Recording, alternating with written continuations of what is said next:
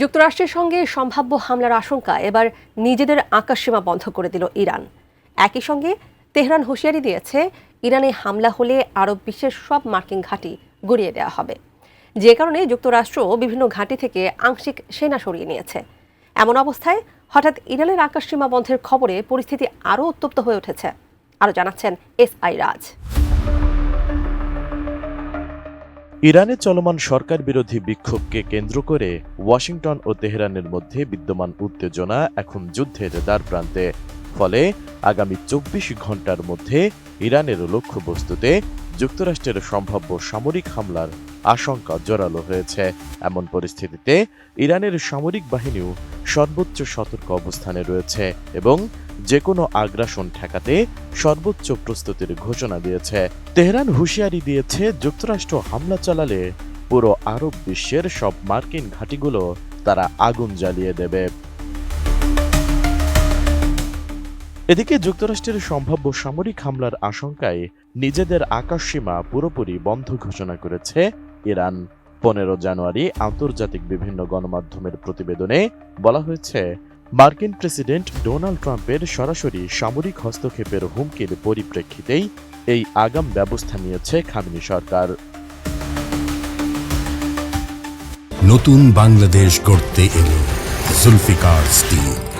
Zulfikar still, ইস্পাত দৃঢ় অঙ্গীকার। এরই মধ্যে পেন্টাগনও ইরানের পারমাণবিক কেন্দ্র ও ক্ষেপণাস্ত্র ঘাঁটি সহ সম্ভাব্য হামলার একাধিক লক্ষ্যবস্তুর তালিকা ট্রাম্পের কাছে জমা দিয়েছে বলে দাবি করা হয়েছে আন্তর্জাতিক গণমাধ্যমে। উদ্ভূত পরিস্থিতিতে মধ্যপ্রাচ্যের বিভিন্ন ঘাঁটি থেকে মার্কিন সেনা ও কর্মীদের সরিয়ে নেওয়ার গুঞ্জন উঠেছে।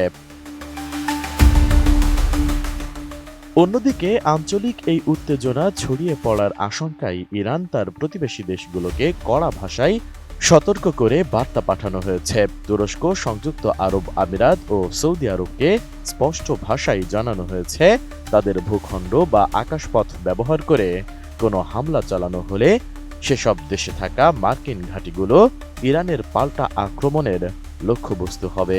এই হুমকির পরপরই তেহরানকে আশ্বস্ত করে রিয়াদ জানিয়েছে, সৌদি আরবের আকাশপথ ব্যবহার করে ইরানে কোনো হামলা চালাতে পারবে না যুক্তরাষ্ট্র।